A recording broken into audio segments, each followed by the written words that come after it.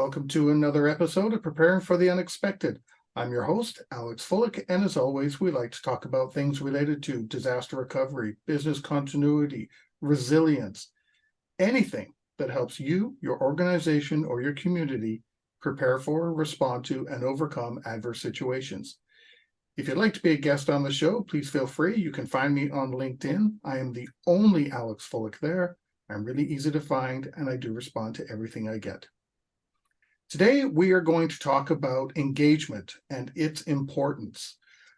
We've had many guests on the show who talk about it, but sometimes I think it gets glossed over a little bit how important it is. And today's guest was actually referenced from a previous guest, Stephanie Barnes, who was referenced by Catherine McEwen, who was referenced by Tammy Horton.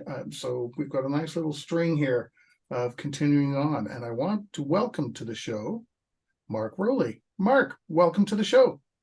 Thank you for having me, Alex, and nice to meet you as well. And you've got nice weather where you are, as we were talking before we got started here, which is nice. It's all good. I love all kinds of weather because that's what makes our planet lovely and green as well. So I love the rain as well. So it's all good. Well, you're over in the UK, right? So if anything, I heard yesterday it was a lot of rain and what is it, impacted Wimbledon, if I recall correctly. It did, and it impacted my garden. It's looking lovely and lush. That's a good impact. Oh, yes, definitely. Now, I know I mentioned we're going to talk about the importance of engagement, and you and I have gone back and forth, and I know what you do, but could you take a minute or two and tell us a little bit about yourself, what you do, and how you got into what you do? Yeah, no problem at all. So obviously you've introduced me as Marc Rowley. So I help businesses with their productivity and that which increases their revenue. And it's all around something I call the engagement triangle.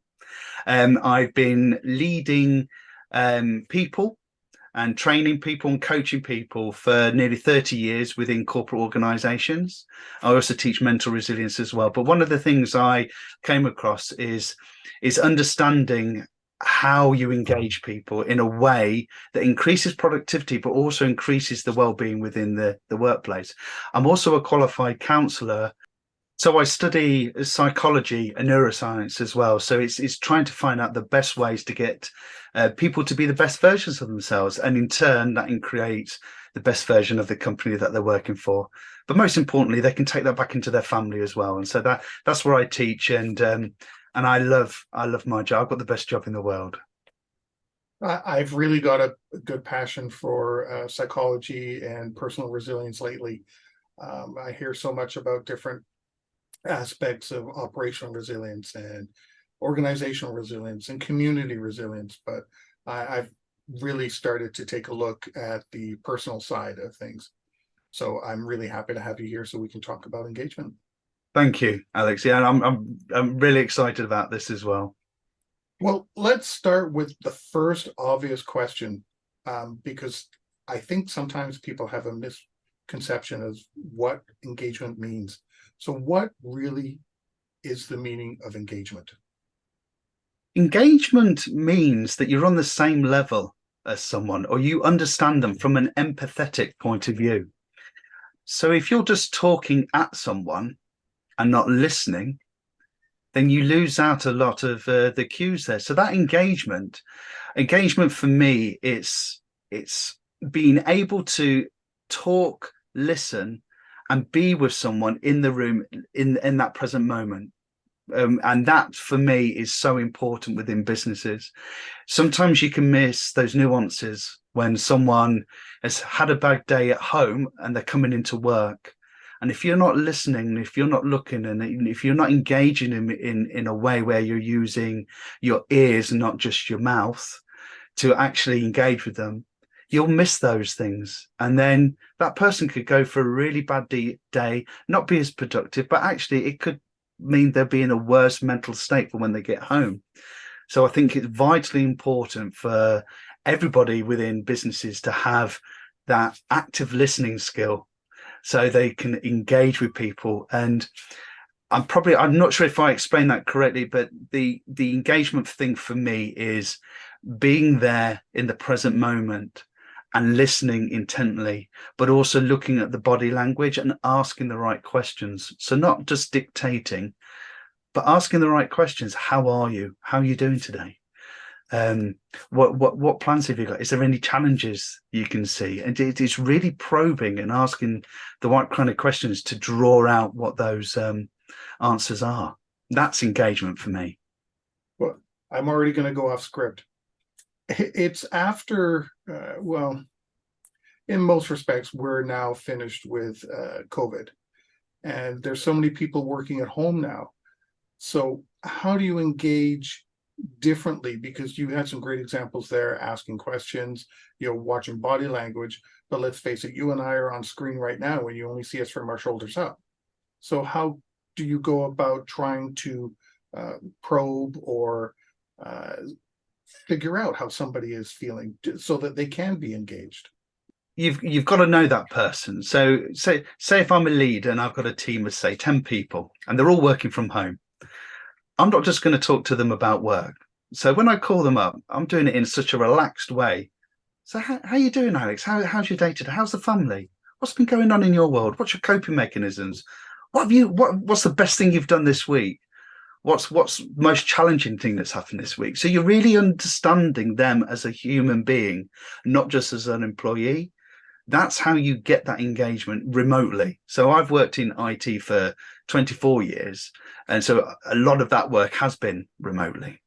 And you can still, well, you can't use the body language as much. As you say, you can only see from the shoulders up, but you can communicate in a way that you can understand. And it's about bringing down that guard, because sometimes people can feel a bit stressed out talking to a leader, which is ridiculous because we're all human beings, but they can do. So it's breaking down those barriers so that you can have human conversations. And then that's when you build that trust up with the employee. In life, really, you build that trust up with the person, and then you can have those conversations. But also when you start asking things outside of the work, not have you reached your targets, how are you getting on with this project, you're asking about them, because let's be honest, we're all human beings. We like talking about ourselves, and that's how you engage people. You get them to start talking about themselves and get them to feel that you do actually care about them and their well-being, and that's how you build that trust up. So I think you can do this remotely, you can do this face to face. To be perfectly honest, it matters not. It's just about correct kind of communication that makes people relaxed and open up to you. You bring up an interesting point there. You said a lot of us get nervous when we're talking to our directors or our vice presidents, or people further up the ladder. What about the other way? Because I'm trying to engage you, or you're engaging me or my boss, but then our director or vice president gets on the phone and they don't seem as though they're engaged. Like they're not talking to us the same way. No, it's weird. Is how it's not weird. Sorry, it's just human nature. How we talk to people at different levels. I've tried to remove that, and the reason being, at the end of the day, we're all human beings. We all have a role, but just because someone has a level of seniority doesn't mean they automatically get respect. It doesn't mean they automatically you have to change the way you talk to them. Now, obviously, there's going to be some people based on their personality type. Now, that might be the reason why people talk to people differently. Subconsciously, we understand there are people who are more dominant, who will not suffer fools gladly. So they if you're waffling a lot, when I say, does that make sense when I say waffling? Mm-hmm. Yeah, I understand what you mean. Yeah. Hopefully I wasn't waffling too much. Waffling a lot, then people will cut through that and they just want to get to the data. Then you've got more data-driven people who need the facts and figures but don't like things changing. And then you've got other people who are more inspiring, who are they'll talk about everything under the sun and it's not a problem at all. So it's sometimes you get that, and people sometimes in those leadership positions have a personality type of more dominant, and so they're on tight timescales, so they forget that human side. Not all. I'm not casting everybody with the same brush here. you will have particular leaders who are under a lot of stress, under a lot of pressure, and know that will come across in their communication. And I have actually done this myself too. I've reported to CEOs where I've just stopped and said, "So how are you doing today? Are you okay?" And it really flusters. It can, because not a lot of people talk to their leaders and ask how they are, and that actually can change the dynamic. But when leaders are talking, obviously to other people, sometimes they're on tight timescales, but they're human beings at the end of the day with just a different role. That's all it is. I was on a call last week, and I was talking with a bunch of managers in IT, and it started off, we were all friendly. How's it going? How you doing? We all live in different areas around Toronto. So with north, south, right downtown, an hour, a couple of hours away. And then all of a sudden, the vice president director got on the phone and the whole atmosphere changed. It went completely opposite. So that's why I was wondering, going, hey, how come? Why does this happen? Yeah, it's quite sad. I've actually worked, the last couple I worked for, a fantastic CEO. They very engaging, would stop and have a personal conversation with you, and that's the difference. The world is changing in that respect. People are understanding the psychology around leadership and engagement more. And employees, the great resignation, and since COVID, people have realigned their lives to their values and what they want to do. And so that whole thing should be changing soon. That would make a nice change, I would say. I have seen that myself, which is good. Well, let's talk about how we make this change. How can you help by using engagement tools and some of the things you mentioned? How can you go about helping an employee? How do you address that? Helping employees, how they engage with their peers as well as customers and leaders. Sure. What first thing you can do is understand that there are different personality types, and then understand what your personality type, but also people communicate and engage in different ways. Some people will want a very visual. So if you're trying to explain something to them, they'll want to see it. They'll actually, there might be a video as well, because there might be visual and auditable as well. And some people are kinesthetic, where they have to, they're using a whiteboard and everything. But it's all around understanding that everybody's different. Everybody's going through a different stage in their life. So sometimes they may be grumpy, and that might be just purely because they've had an argument with their spouse or their partner or sibling just before they've come out. It could be that their car broke down on the way to work. And it's understanding that. It's using empathy to understand and think outside of your personal space.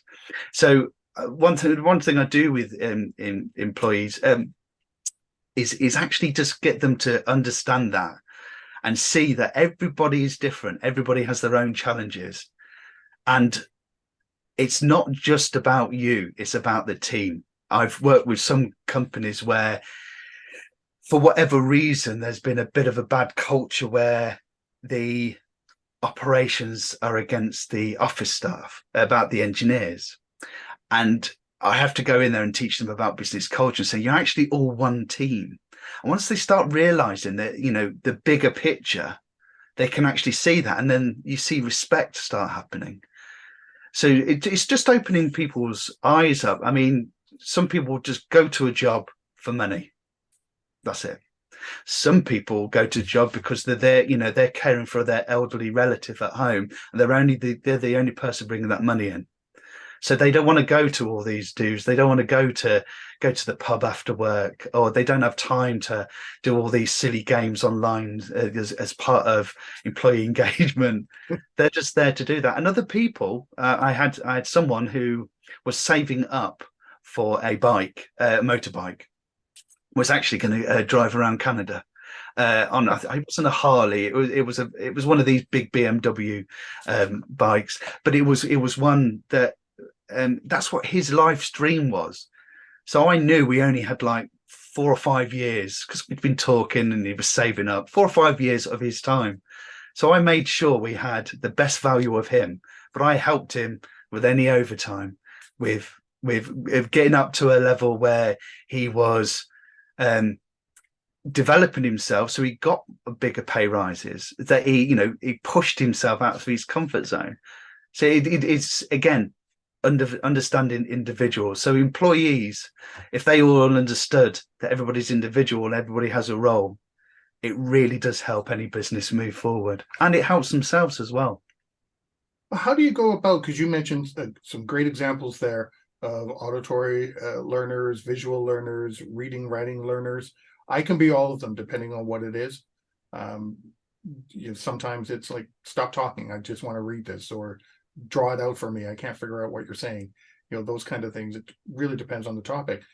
But if you've got a group, a team, and they're all different, how can you, if you're in one meeting, online meeting here, like we are now, go about trying to address everybody's different needs all at once?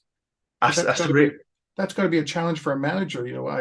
I've got to write out this one process, but I don't have time to do 4 different presentations for everybody. So how do you go about doing that?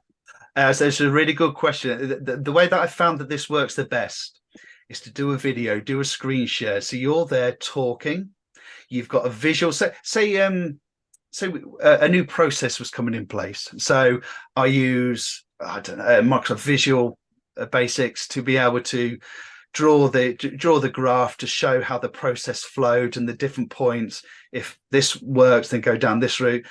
Have that in the same screen. So I would have captions on the bottom as well. So with me talking, you'd see all my words coming up. So, and that would be the visual, the audible, and then there's the process. I would also send that process out to the people beforehand. So if they wanted to, they could print it out, or they could have it on their own laptop, or whatever device they're using to actually see it. And afterwards, I would send out a link to it, but also the transcript as well. So the people that want to be able to read it, understand a bit more, play with the process, they've got all that information, and you've captured every single element then, the visual, the audible, and the kinesthetic elements, which it works really well. Now, I didn't just come up with that. That was me working with employees. What is the best way? And I think a lot of people don't do that. Ask your audience, what is it you want? How do you want it? How would you like me to deliver it? Do I waffle too much? Do I need to get to the point? Do I need to send that to you? A lot of people who are their personality type is data driven. They're very analytical, don't like change. So put some of the calendar invite in the diary and stick to it. That's vital. And so you can ask, you can find out, because like you say, everybody's different. I've had some visually impaired people working on my team, so we had to use special software to enable them to see and hear. It's just different ways. I'm dyslexic myself, so I make sure that I validate everything and make sure the grammar and English is correct. But I've had people who are dyslexic as well, and also ADHD, because obviously all dyslexic people are different. They have different grades and stuff.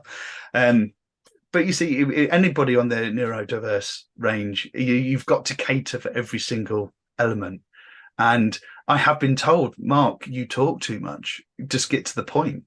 And it's like, thank you for the honest feedback. I appreciate that. But again, you have to have that environment of safety for them to be honest, because otherwise they'll never tell you that was atrocious. Please make sure you don't do that again. Or that is perfect. Carry on that way. We only have 4 minutes left, but I had a question for you based on something you just said here. When you've got some of these meetings, sending out materials ahead of time and after a meeting as well.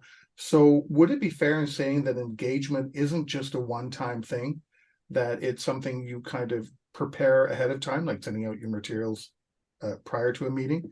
It's the face-to-face talk, whether it be online or in a meeting room, but it's also a follow-up as well, and that's how you engage. Would that be fair to say? Oh, definitely. It's a constant engagement. It's about building relationships, building understanding, building trust, building respect between you. You know, sticking to what you say you're going to do, listening, putting that time aside to actually talk to them as a human being and recognizing they are a human being. And it's all those different elements. So it is a constant. So as an employee, as a leader, that's what you're constantly doing. You're working with human beings who are the most complex organisms. Well, yes, they're complex organisms on this planet, and you have to do that. You have to recognize that. And if you don't, you're losing out on a lot, and you'll never find you'll have so much in common with someone more than you realize. I like my dance music, and my hip hop, and you talk to someone, they went, "Oh, Mike, really? I didn't expect that from you." I'm a 50-year-old bold leader. You don't look like you'd be in a mosh pit or anything like that. So no, I used to be young once, and I still enjoy that kind of music. So people don't understand until you start asking the right questions and have an open mind. Yeah, my neighbor had the same kind of reaction the other day when I had music playing in the car. I pulled up, but it was symphonic metal playing, because and I listened to chill out, I listened to 80s, I listened to all kinds of music, dance music as well. And they were just, I never expected that from you. It's amazing the preconceptions that we have of people. I love breaking that as well. Yeah. Breaking that down. It's fascinating. Well, we've only got a minute and a half left. Do you want to take a minute and with any final thought or any final comment you'd like to convey about engagement? Yeah, we just need to understand that everybody's in a different stage of their life as well. So don't look at equity rather than equality, because equity means everybody's needs and they're all different. And that's what we need to look at as human beings, as leaders, as employees. Use equity and understand that everybody is different. I think that's the best advice that I could give, really. That's the perfect place to end this episode. Mark, that was great. Thank you so much. I can't believe the time just flew by here. That was so fast. I hope a lot of people pay attention that engagement isn't just approaching somebody and telling them something. It's getting to know them. It's more than that. And we talk about networking and building networks in our organizations all the time. So hopefully people really pay attention to this. So thank you very much. Thank you very much for giving me the opportunity to talk about it. My pleasure. If you liked that video, thumbs up. If you didn't like that video, thumbs down. But leave me a message and let me know your thoughts. Of course, don't forget to subscribe. And in the meantime, stay prepared, everybody.